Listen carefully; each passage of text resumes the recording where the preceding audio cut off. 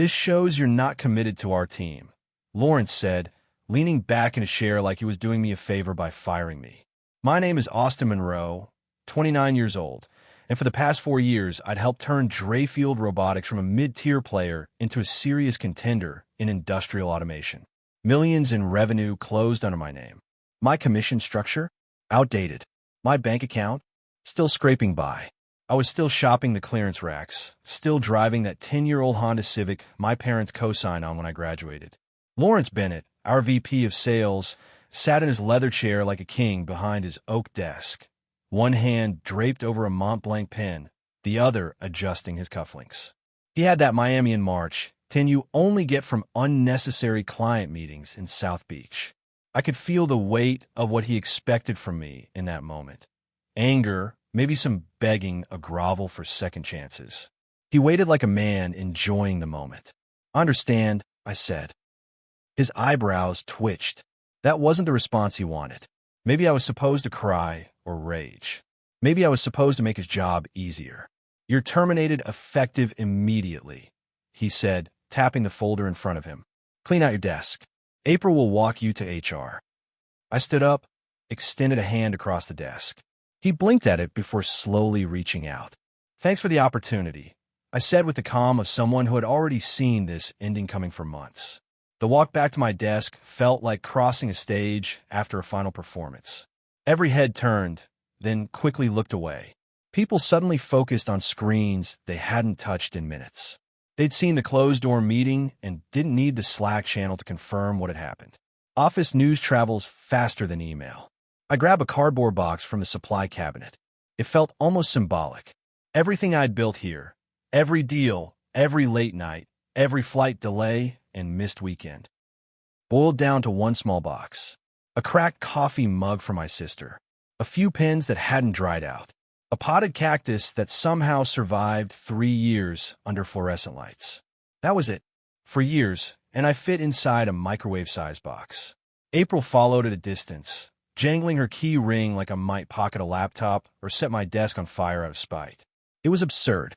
I'd brought in over $2 million in contracts last quarter alone, and here I was being shadowed like a petty thief. Apparently, that's what you get for being too good when someone else wants the credit.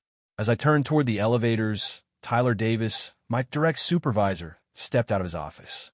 Tyler, the guy who told me 3 times my raise was just waiting on Lawrence's signature. Tyler, who took credit for half my pipeline and leadership reviews. He wouldn't meet my eyes. "Make sure you turn in your badge at the front," he mumbled before slipping back into his office like a ghost. I stood in the elevator, badge already in hand, catching a glimpse of myself in the mirrored wall. I didn't look like someone who'd just been fired. I didn't look angry. I looked lighter, like I'd unknowingly been carrying a weight too long and had finally put it down. I started at Drayfield fresh out of college. Business degree from state. Solid GPA. Nothing fancy, except I could talk to people. Really talk. My dad used to say, "A good salesman knows the product. A great salesman knows the person." He spent 30 years selling pharmaceuticals, missed a few ball games, but we never worried about bills. When I landed the Drayfield job, he said I'd found a company I could grow with. For a while, I believed him. I put in 60-hour weeks. I learned everything there was to know about industrial automation. I built relationships with mid-sized manufacturers across the Southeast. I earned Rookie of the Year my first year and Top Performer the next. I believed I was building something. Then I watched Tyler get promoted over me, despite my numbers being twice his. "He has more leadership experience," they said. Then he got credit for the Westbrook deal, the one I'd spent half a year nurturing. Then he got the company car. Then came the little things, calendar invites that never showed up, client briefings I was mysteriously left out of, remarks in meetings like, "Are you sure Austin's approach fits this account?" It wore me down bit by bit, but I kept going. I kept performing, until the Abbott manufacturing deal, $2 million. Our biggest contract of the year. I flew to Chicago 3 times, on my own dime, because the expense wasn't approved. I skipped my cousin's wedding. I handled everything, start to finish. When the deal closed, Lawrence took the team out for drinks.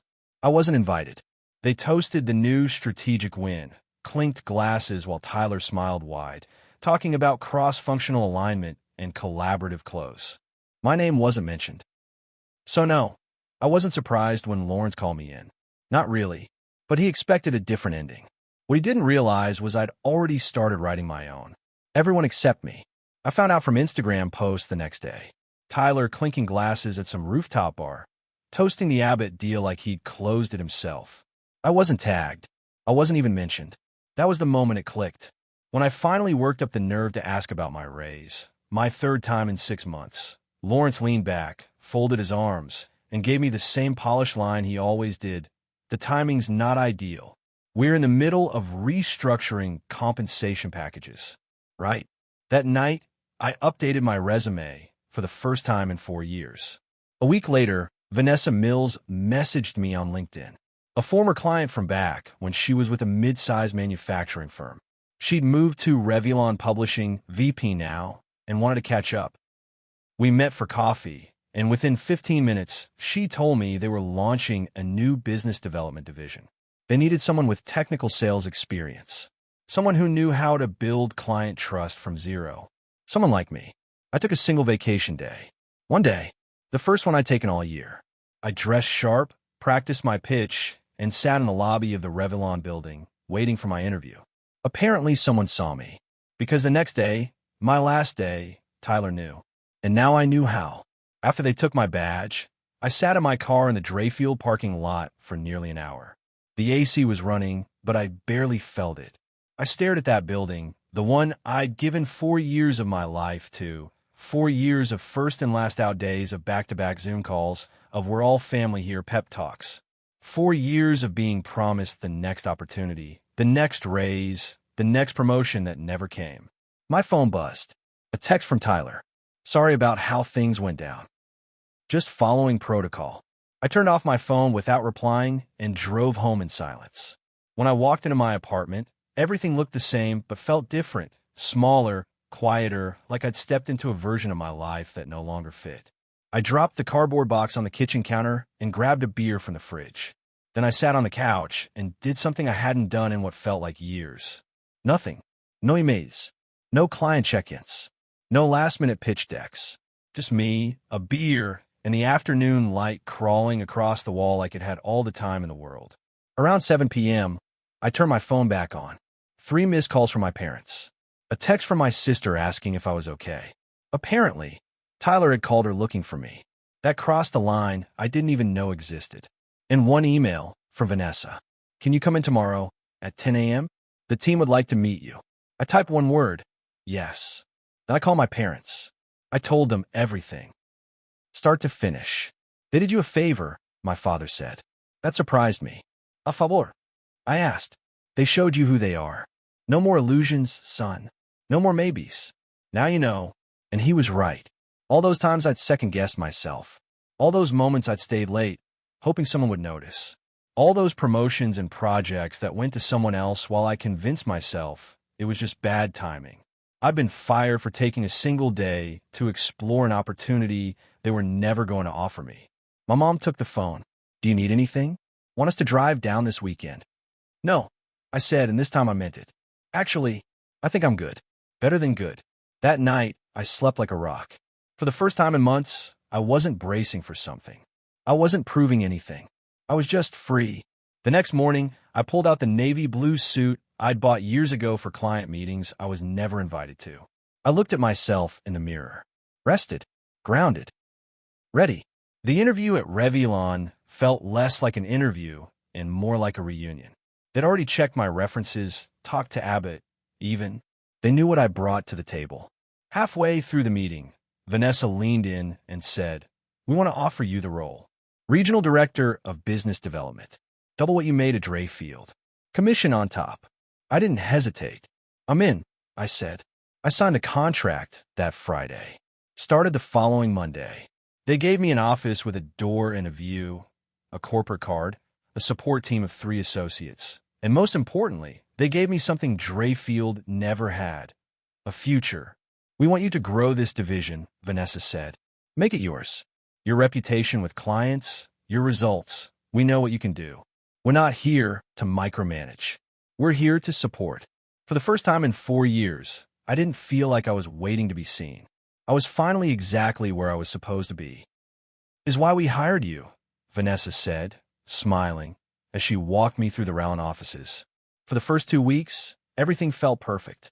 I soaked in the systems, got to know the team, started building out a solid sales strategy.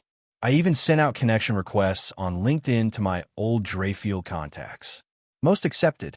A few message congrats. Tyler and Lawrence? Nothing. I didn't care. I was finally where I belonged.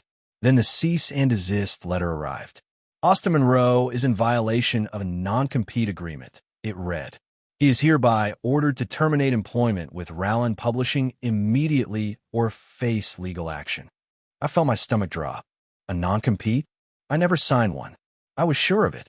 My hands trembled as I called Rowland's legal department. "Don't worry," the company attorney said, calm and unbothered. "Send us your original onboarding documents from Drayfield. We'll take it from there." That night, I dug out my old employment folder. Offer letter, signed agreement, even a glowing performance review from the quarter-eyed, closed the Abbott deal. I read every line. There was nothing in there about a non-compete. No language restricting me from future employment. No red flags.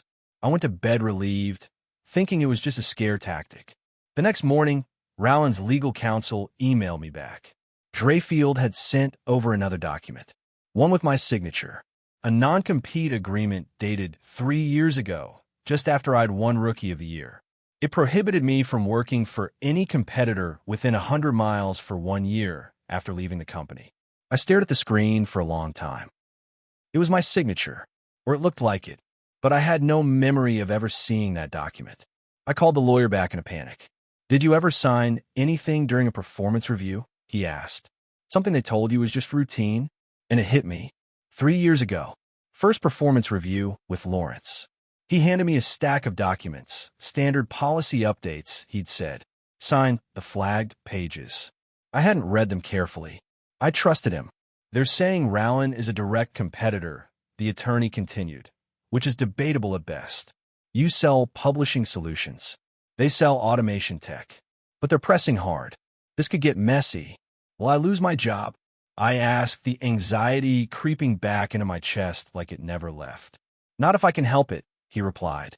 "But prepare yourself. This feels personal." It was personal.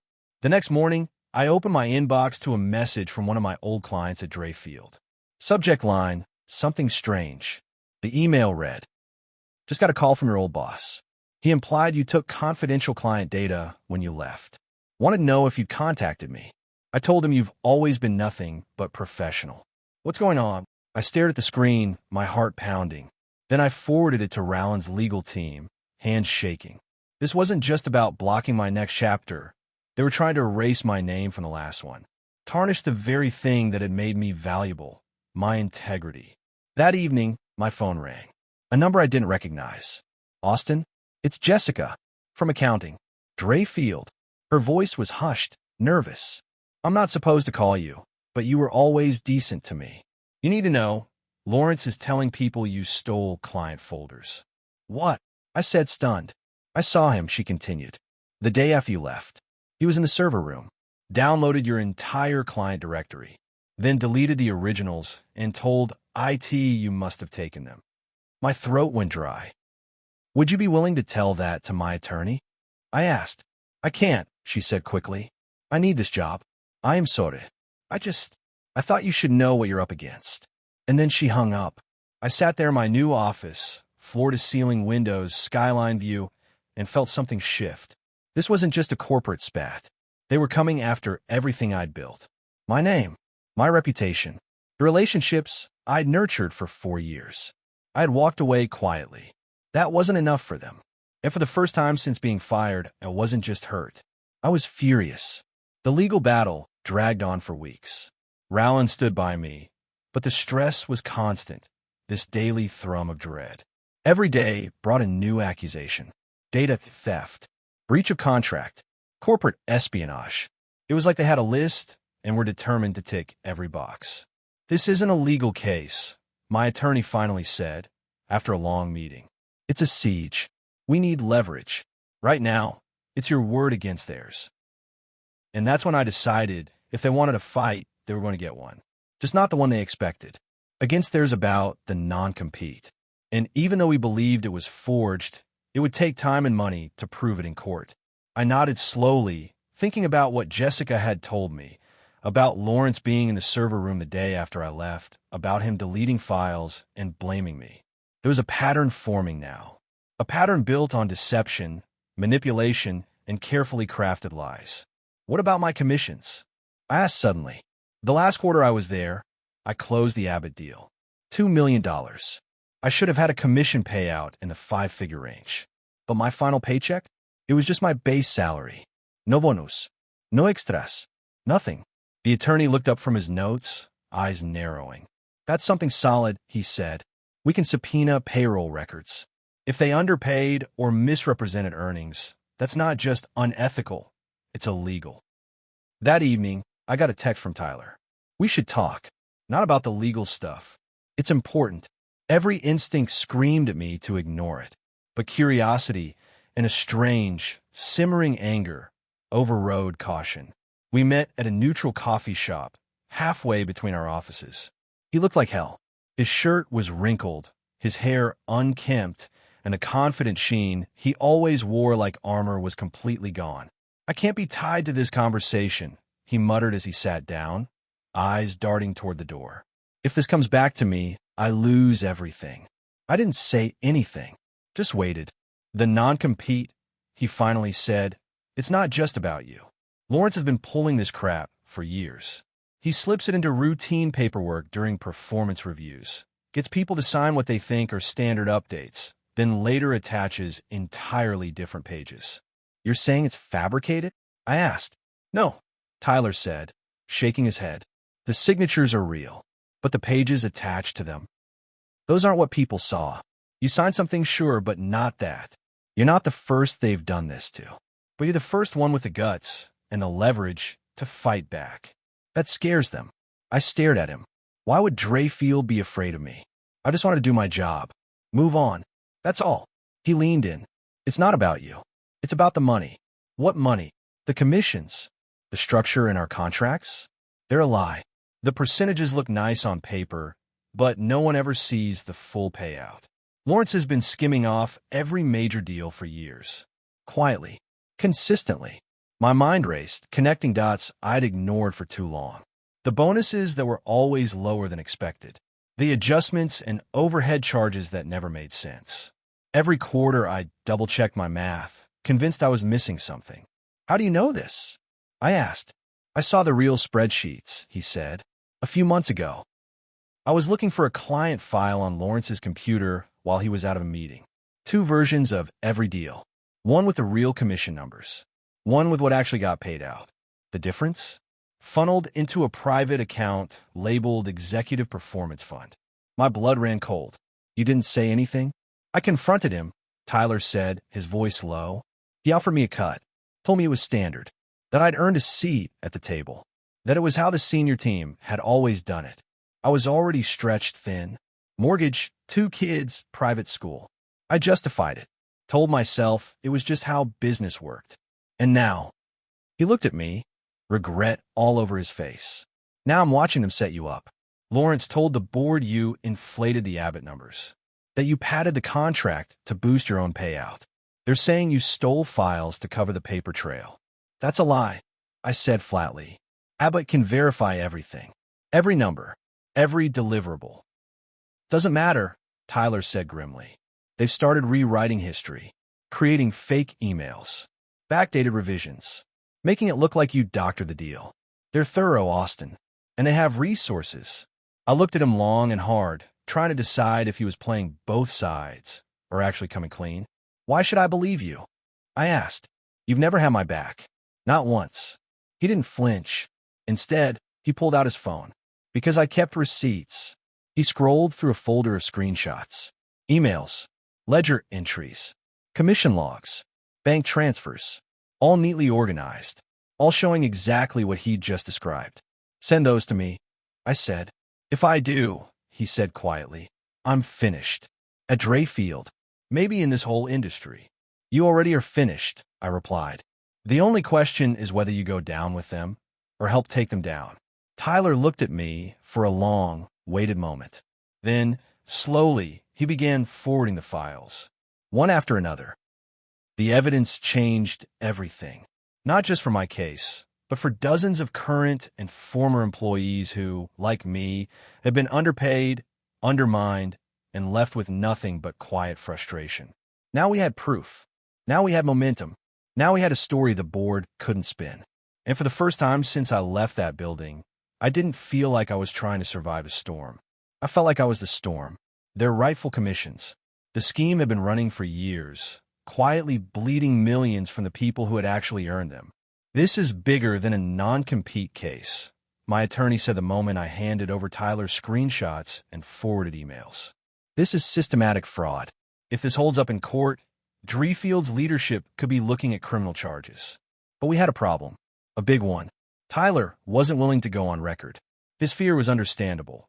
He still had a family, a mortgage, a job he wasn't ready to lose. Without his testimony, the evidence was just noise. Screenshots could be dismissed as hearsay. Forwarded emails could be doctored. Drefield had deep pockets and a seasoned legal team. They'd fight dirty, drag it out, stall for years if they had to. We need more, she said flatly. Someone else with first-hand knowledge. Someone who's willing to stand up. I thought of Jessica from accounting, but she was still at Drefield, scared, vulnerable, and clearly under pressure. I couldn't drag her into this. No, I needed someone with nothing left to lose. Or better yet, someone who had already lost it all. That night, I sat at my kitchen table with a legal pad and pen, making a list of names. People who had left Drefield in the past 2 years. Quiet exits. Sudden firings. Top performers who vanished without explanation. People like me, who maybe started asking the wrong questions. One name stood out immediately, Kevin Blackwell. Former top performer in the Eastern region. The guy was a legend on the sales floor. He'd abruptly resigned last year amid whispers of a drinking problem. I never bought those rumors. Kevin was the kind of guy who coached Little League and gave impromptu Sunday sermons when the pastor was out. A straight arrow. I found him on LinkedIn.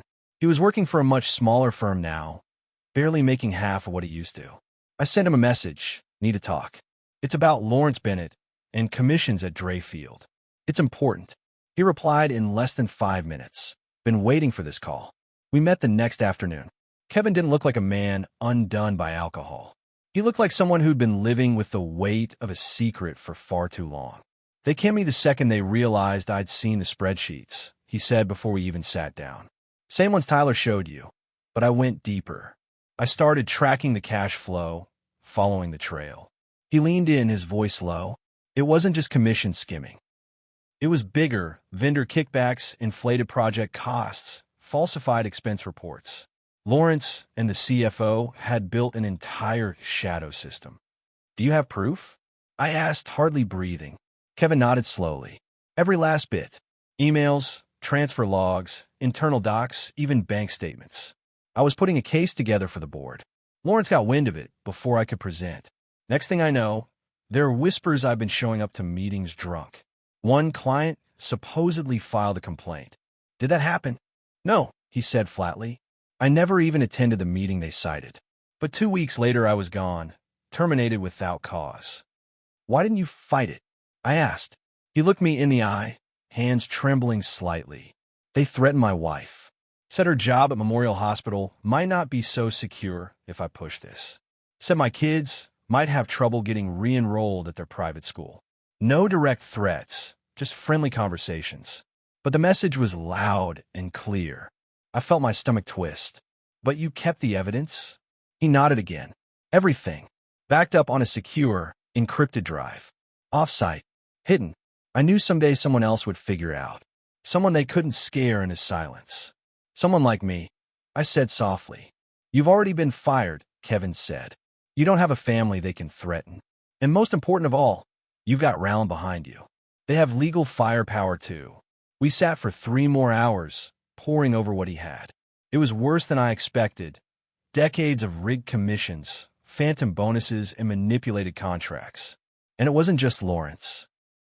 Half of Drefield's senior leadership was implicated. They hadn't just defrauded individual employees. They'd built a business model on exploitation. "We have to take this to the authorities," I said. Kevin nodded. "I'm ready, but we have to be smart. They'll fight like hell." That night, I called Vanessa. "I need to tell you something," I said. "This might get messy." Her response came without hesitation. "Messy is fine," she said. "But distance ourselves? No, Austin. That's not what we do. We brought you in because of your integrity. We're not going to run from that. We're going to help you finish this." It stunned me. I'd expected pushback, fear, risk avoidance. But instead, I found backing. Real, tangible support. And with it, for the first time in this entire ordeal, I believe we might actually win. The case exploded faster than any of us expected. With Kevin's documented evidence and a renewed push from Rowland's legal team, the story broke open in less than 2 weeks. What started as a quiet legal battle about a non-compete clause suddenly became a federal investigation into corporate fraud, employee exploitation, and criminal conspiracy. And Dreyfield? They were about to discover just how expensive loyalty betrayal could be. With Rowland's legal team leading the charge, we didn't just file a countersuit. We took the entire case to the Securities and Exchange Commission and the State Attorney General's office. What started as a whisper campaign turned into a storm. Subpoenas were issued. Bank records seized. Witnesses deposed. Former employees came forward with story after story of commission fraud, manipulated numbers, and leadership cover-ups. 3 weeks after our first filing, federal agents walked into Dreyfield's glass-paneled headquarters with warrants. I wasn't there to see it, but Tyler called me that night, his voice barely above a whisper. "They took everything," he said. "Servers, laptops, binders, boxes of documents." Lawrence was escorted out. So was the CFO. I didn't say a word. "I've been suspended, pending investigation," he continued. "They're saying I might be charged." "You probably will," I replied calmly. "But cooperating now might be the only thing that counts in your favor." A week later, Dreyfield dropped their bogus lawsuit against me. No statement, no apology. Just silence. 2 days after that, their stock nosedived when word of the federal investigation made the business wires. The dominoes started falling faster than anyone expected. Former employees began filing a class action lawsuit for unpaid commissions. Clients began terminating contracts, unwilling to be associated with the scandal. While all unfolded, I kept my head down and kept building. I didn't tweet about it. I didn't do interviews. I didn't comment on LinkedIn. I just did my job at Rowland and kept leading my team forward. Then one morning, I got an email. "Lawrence, we should talk," it read. "I can explain everything. Meet me for lunch." I didn't respond. I forwarded the email to my attorney and closed the tab. The very next day, a feature broke in the Business Journal. Dreyfield Robotics CEO and executive team stepped down amid widening fraud probe. There was Lawrence's photo, looking less like a titan of industry and more like someone finally caught. The quote from the board chairman read, "We are cooperating fully with investigators and committed to making this right." I closed the browser and returned to my spreadsheet. I had a team counting on me. 3 months to the day after I was fired, a judge ordered Dreyfield to pay me $147,000 in back commissions and damages. The check arrived by courier the following week. I didn't cash it right away. I left it on my desk. Not for the money. I'd already moved beyond that. But I wanted to remember what it had taken to get here. What truth really costs when you chase it to the finish line. A year later, I stood in front of the Rollins sales team, presenting our quarterly results. We doubled revenue, expanded into 2 new markets, built a commission structure that was so transparent and fair that top talent from across the industry was knocking on our door. 3 of those new hires? Former Dreyfield reps who'd been part of the class action settlement. Dreyfield had faded from the headlines. Lawrence and the CFO had taken plea deals. Tyler had avoided prison, thanks to his cooperation, but his career was over. The company had been quietly acquired by a competitor at a fraction of its former value. I rarely thought about any of them now. After that meeting, Vanessa pulled me aside. "The board approved your promotion," she said, smiling. "Vice president, effective next month." I shook her hand. "Thank you," I said, meaning it. I wasn't surprised. We'd earned every bit of this growth. We hadn't cut corners. We'd built something real. That evening, I drove to my parents' house for dinner. They'd moved to Raleigh 6 months earlier, partly to be closer to me, and partly because my dad had finally decided to retire. He'd followed the Drayfield saga like it was a personal mission, cheering me on even when I was too worn out to cheer myself. After dinner, we sat on the back porch, nursing glasses of sweet tea as the sky turned amber through the trees. "Proud of you, son," my dad said, looking straight ahead. "Not because you won, but because you did it right. You didn't let them drag you down or make you bitter." I nodded, watching the last edge of sunlight disappear. "It was never about getting revenge," I said. "Not really." He smiled. "It was about the truth." We sat in quiet understanding for a long moment. "So," he said finally, glancing at me sideways with a smirk. "Vice President, huh? You thinking about finally retiring that old Honda?" I laughed. "Maybe," I said, "but not yet." "That car reminds me of something." "What's that?" he asked. "That the fastest way up isn't cutting corners," I replied. "It's building something that lasts." He raised his glass toward me. "I'll drink to that." So did I.